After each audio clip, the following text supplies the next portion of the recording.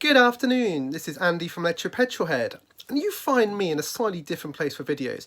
I am in my 5-year-old daughter's bedroom, and the reason I'm here is this is a video explaining some logic about electric cars that my 5-year-old understands. It isn't difficult. The problem is people are buying these cars either without doing the research themselves, which personally I think is a little bit rude of me to say, but more likely they're buying cars from dealerships who are not taking 5 minutes just to explain something simple. Let me tell you a story. So this is about a Guardian article that's gone live today. A couple in Bournemouth, which is on the south coast of England, they lived in Kent.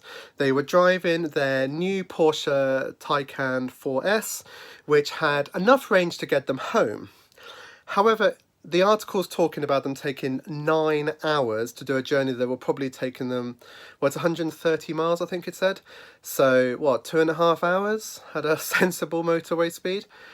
So, instantly I'm thinking this is clickbait by The Guardian, which is a shame because The Guardian are one of the better papers for, the environment. So, yeah, it was a little bit of a Mickey Mouse, or in this case, Minnie Mouse article. So, yeah, a little bit annoyed at The Guardian for running this in the way they have.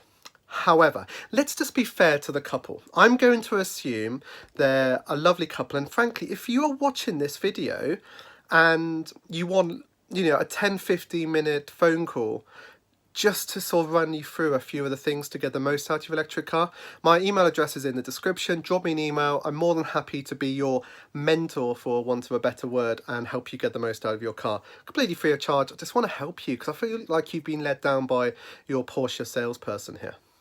So, what happened? So they drove home from Bournemouth to Kent. Now, assuming they wanted to go via the scenic southern route rather than going up via London, yes, there were less electric chargers. So they went on their way. They started off with not enough range to get home. So that's their first problem. Ideally, what you would do is you'd stay in a hotel with a destination charger or some way of charging your car overnight before you leave. That's what we've always done on our European road trips, and it makes it so much easier because you're starting the day with a full 200, 300, whatever mile range in your car. That gets you enough distance, and then you stop for lunch somewhere with a charger. So that was their first problem. Their second problem was they didn't really understand the difference in the charging network. When you're going through the article, they talk about 7 kilowatt chargers and having issues. You don't want to be using those on a road trip. You want to be finding a decent 50 plus kilowatt rapid charger. So they went on and they've gone to all these different chargers, and I'm reading this article and my immediate thought was, Muppets, you're just trolling the electric car world. But when you actually read what they say, it feels like they actually love their electric car.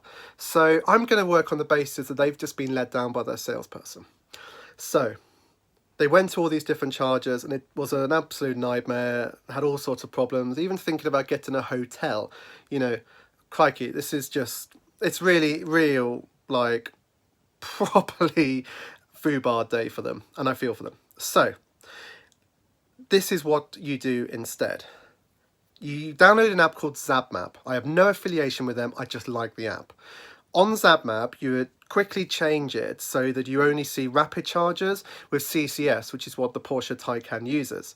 So you know what type of charger you use. You then look on the map and work out where you're going to be going home.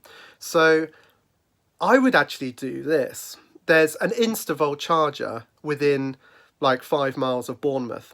I would have gone there. It seems to be at a shopping centre. So you could stick it on charge and spend however long it takes, because it's probably only a 50 kilowatt charger. So you're probably going to be, it could be up to a maximum of an hour. But just go and sit on that charger, go off and get a coffee, go off and get breakfast, do something for that time so you're not wasting your time sitting there doing nothing. Charge it fully and then just drive home. Doesn't that sound really simple? Yes, they were in a bit of a pickle because they didn't have enough charge overnight, but that solves it straight away. And then you can take the scenic route home via Brighton and the South Downs and all those type of places, or you just bomb on the motorway to London, round the M25, down into Kent, and you're home. But they didn't do that, and that was their failing. Because what you could have done also, and this is something that Kate and I are quite a big fan of, and we call it sort of charger hopping. So what we would do is we would just charge enough to get to the next charger, and we would work it so that then every time we stop, we're only really stopping for maybe 25 minutes. This works really well with children because you're stopping anyway. And if you don't have children, you know, realistically after an hour or two's driving, it's nice just to stretch your legs. And because your car is charging all the time you are parked, it's easy. So yeah, this is one of those stories that the media love to publish because there is a huge anti-EV community out there who love it, absolutely love it when someone buys an expensive electric car and then gets screwed over because they didn't do a little bit of homework. There's plenty of other chargers on the way, so you could have got a little bit of a charge in Bournemouth and then stopped again and charged. Porsche is part of the Ionity network, so they could have gone there and got a discounted rate for their charging. There's so many things that this couple could have done, and they would have had the easiest drive. And people generally only make these type of road trip mistakes once if they haven't done their research. So, real shame. I feel for you. As I said earlier in the video, if you are watching this video, I would love to help you, even if it's just 3 or 4 emails backwards and forwards, just to get you to that knowledge point where you don't have these type of problems again.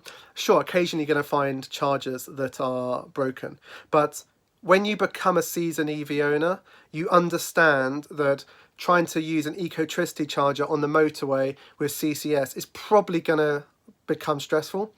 99% certain if you rock up at an Instavolt charger, for example, you're going to be well looked after.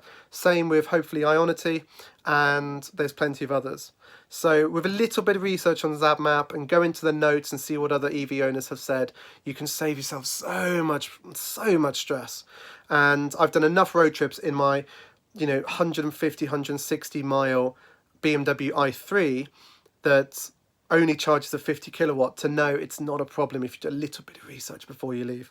If you are watching this video, please email me. I'd love to help you. If you're watching this video and going, that's me, I'm not the people in the article, but I have these problems, and email me as well. Honestly, I can help you. And to be honest, I'm just about to start a new series for beginners that just goes back to basics without sort of condescending and without loads of jargon. Really, really simple, just covering the key points. So please hit subscribe, jump on that, and keep an eye out for that series because I think it's going to help a lot of people. And it's the type of advice that I wanted when I first started. So yeah, thank you for watching. Hopefully no one has a similar sort of nightmare as this couple did. And I'll see you very soon in another video. From Minnie and Pluto and me, see you soon. Bye.